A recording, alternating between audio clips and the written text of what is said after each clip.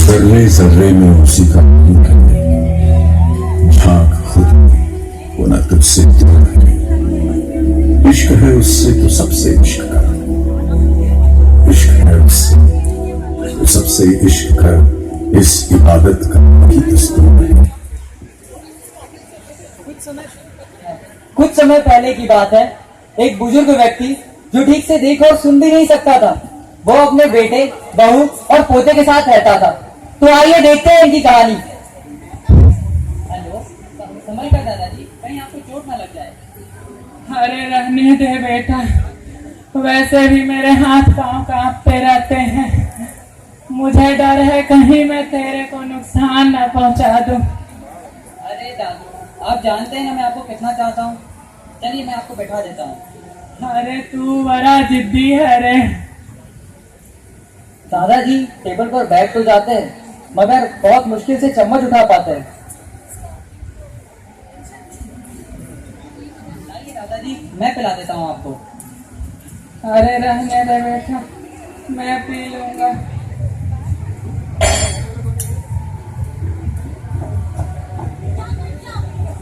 फिर से खाना गिरा दिया और इसे साफ कौन करेगा?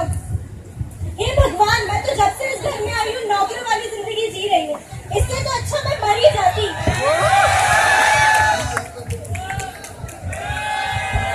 शांत हो जाओ, शांत हो जाओ। मैं ऑफिस से थका आ रहा था, सोचता हूँ शांति के साथ 2 पल बिता सकूं फैमिली में, लेकिन तुम लोग किचड़ किचड़ किचड़ किचड़ लगी ही रहती है। और पिताजी आते और अपना भोजन अपने रूम में करेंगे। जाइए पिताजी वहां पे आप। तुम तो शांति हो जाओ, हमेशा दादाजी का पक्ष लेते रहते हो। मैं अपनी फैमिली की शांति चाहता हूँ और ज्यादा अपनी बीवी की शांति चाहता हूँ। चलो अपन चलते हैं।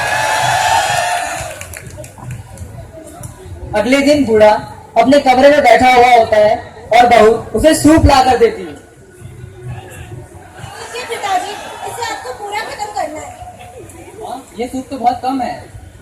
वैसे भी बुजुर्गों को कम ही खाना चाहिए और जितना भी इनको तो आधा तो गिरा देते हैं। पर कटोरी भी तो पुरानी हो गई है। वैसे भी अब मैं नए बर्तन नहीं दे सकती। आधे तो ये तोड़ देते हैं और इनके छुए हुए को धोने में मुझे बहुत घिन आती है। चलो बेटा, पापा आ गए, हम डिनर करते हैं। सभी लोग टेबल पर जाते हैं और पोता देखता है कि दादाजी की आंखों से आंसू आ रहे हैं। खाना तो बड़ा टेस्टी बनाया तुमने। थैंक यू जी, आप जब भी मेरी तारीफ करते हैं मुझे बहुत अच्छा लगता है। लगता है दादाजी रो रहे हैं। रो वो नहीं रहे, उनकी आंख में कुछ गया होगा। तुम अपने खाने पे कंसंट्रेट करो। तुम अपने खाना खाना दादाजी का पक्ष क्यों लेते रहते हो हमेशा? हे भगवान, आपसे इतना भी खाते नहीं बना। सुनिए जी, अब क्या हो गया भगवान? मैं तंग आ चुकी हूँ इनके रोज रोज के नाटक से। अब तुम ही बताओ मैं क्या करूं? करना क्या है? शर्मा जी ने भी अपने माता पिता से तंग आकर उन्हें वृद्धाश्रम छोड़ दिया। क्यों ना हम भी इनके लिए ऐसे ही कोई इंतजाम कर दें? तो क्या मैं भी पिताजी के लिए एक अच्छा सा वृद्धाश्रम देख लूं? यही सही रहेगा। चलो मैं कल सुबह ही जाता हूँ, पिताजी के लिए एक वृद्धाश्रम देख लेता हूँ। जी। अगले दिन बेटा वृद्धाश्रम ढूंढते हुए माया वृद्धाश्रम पहुंचता है। तो देखते हैं वहां का दृश्य।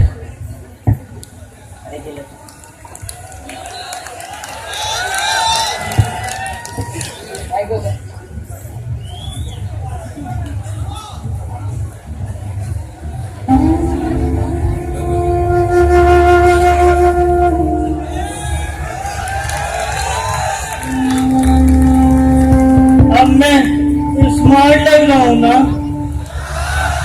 मेरे बच्चे मुझे यहाँ छोड़ के चले गए, कहते थे मैं बहुत बुरा दिखता हूँ। अब मैं स्मार्ट लग रहा हूँ ना? मेरे बच्चे मुझे ले जाएंगे ना यहाँ से? हाँ दादाजी, किसने कहा कि बुरे दिखते हो? अब तो आप भी राजेश खन्ना के जैसे दिखते हो। जिसने भी आपको कहा क्या बुरे दिखते हो, उनकी आंखें ही खराब होंगी। दूसरों की बातों पे ऐसे ध्यान नहीं देते। चलो आप तो चल के आराम करो।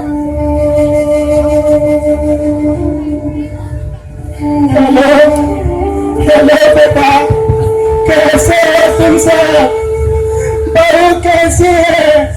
बेटा तुम लोग की बहुत याद आती है। बेटा मरने से पहले एक ही इच्छा है,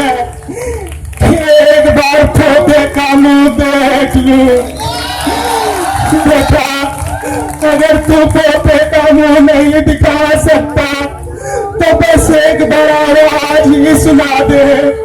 वो तो बड़ा हो गया होगा ना, बड़ी शरारतें भी करता होगा ना। नहीं नहीं नहीं नहीं, उसे मारना बिल्कुल भी नहीं।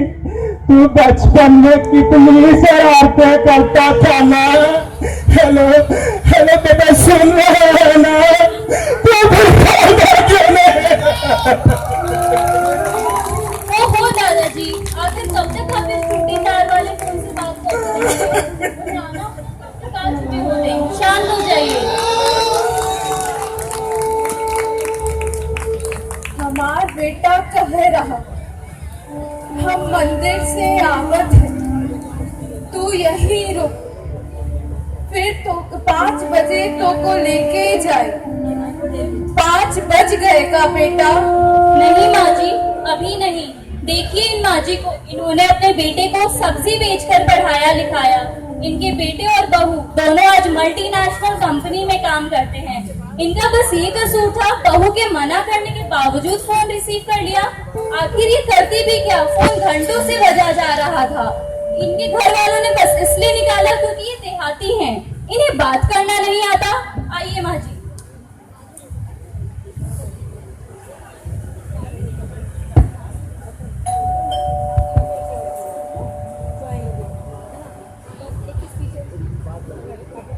जी क्या आप यहाँ की केयरटेकर हैं? हाँ, मैं यहाँ की केयरटेकर हूँ। आपकी तारीफ? जी, मेरा नाम अमित है और मैं अपने पिताजी का रजिस्ट्रेशन आपके वृद्धाश्रम में कराना चाहता हूँ। अरे सर, आप तो ऐसा कहिए ना कि आप उन्हें हमेशा के लिए यहाँ छोड़ना चाहते हैं। नहीं नहीं नहीं, आप गलत समझ रही हैं। बस हमारे बीच में कुछ अनबन हो गई है, तो मैं मेंटल पीस के लिए 2 या 3 महीने के लिए आपका रजिस्ट्रेशन कराना चाहता हूँ। हे भगवान, कितने बदनसीब होते हैं वो माँ बाप जो अपने बच्चे को पालते पोसते, उन्हें बड़ा करते हैं, उन्हें पढ़ाते लिखाते हैं और वो उन्हें वृद्धाश्रम में छोड़ जाते हैं। पत्ता तब तक सलामत है जब तक वो पर्वत से जुड़ा है, पत्ता तब तक सलामत है जब तक वो पेड़ से जुड़ा है, और इंसान तब तक सलामत है जब तक वो अपने माँ बाप से जुड़ा है। ठीक है सर, आप अपने पिताजी को कल लेके आइए, फिर बात करेंगे। बहुत बहुत धन्यवाद, बहुत बहुत धन्यवाद। अमित बहुत खुशी से अपने घर पहुंचता है। तो अब देखते हैं घर का दृश्य। सुनती है भगवान, हाँ कहिए। पिताजी के लिए वृद्धाश्रम मिल गया। अरे वाह, भगवान ने हमारी सुन ली। अब हम चैन की जिंदगी जी। हाँ, ये बहुत अच्छा हुआ। लगता है कोई बाहर आया है। जी C20 राजीव नगर यही है क्या? जी जी हाँ बिल्कुल। हम लोग करुणा ओल्ड एज होम से आए हैं और यहाँ पे कोई 2 बूढ़े बूढ़ी रहते हैं। जी, यहाँ पर मेरे पिताजी रहते हैं, मगर उनका रजिस्ट्रेशन तो मैं पहले ही माया ओल्ड एज होम में करवा के आ चुका हूँ। मेल तो इधर ही से आया है और शायद इसमें एड्रेस भी इधर ही का है। नहीं नहीं, हमारी तरफ से तो कोई मेल नहीं हुआ। तुमने करा था क्या? लेकिन इसमें थोड़ा डेट में कंफ्यूजन है। किसी ने शायद 7/3/2036 की 2 सीटें बुक करा के रखी हैं। क्या भाई साहब, क्या बात कर रहे हैं आप? अभी आप चेक कर लीजिए, देखिए। अरे मम्मी पापा, आप दोनों बिल्कुल टेंशन मत लो।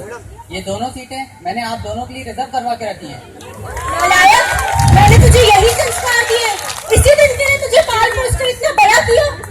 हाँ, शायद जो सब आप दादा के साथ कर रहे हैं उस हिसाब से तो मुझे भी आपके साथ वही करना चाहिए। क्या तू हमारे साथ ऐसा करेगा? सुनिए जी, ये क्या बोल रहा है? हाँ, मैंने सुना और मुझे अपनी गलती का भी एहसास हो गया। मैंने बहुत बुरा करा पिताजी के साथ। चलो पिताजी के पास चलते हैं, माफी मांगते हैं। वृद्ध लोग बड़े होते हैं, वो जरूर माफ कर देंगे हमें। चलो पिताजी।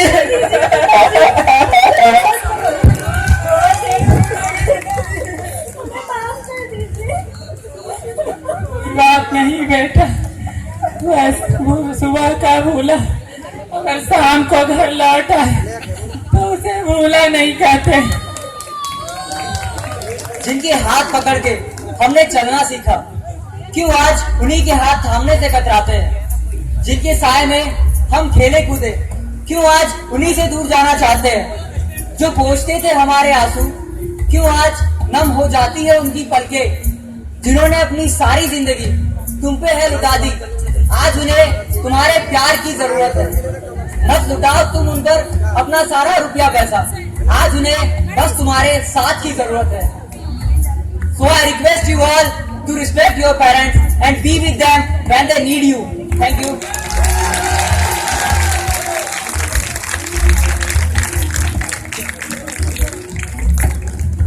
Such a touchwood performance, guys. You nailed it.